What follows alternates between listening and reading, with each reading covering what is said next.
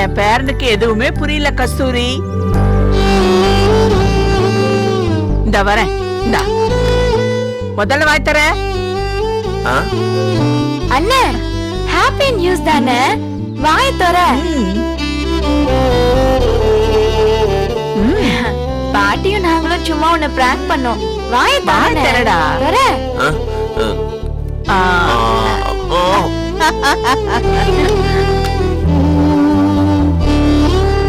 சேரா, வேலையெல்லாம் ஒரு விஷயமே இல்லடா.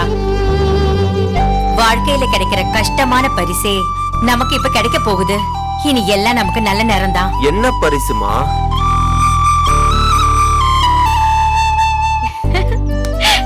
அண்ணி சொல்லுங்க அண்ணி. நீங்களே அண்ணன் கிட்ட சொல்லுங்க.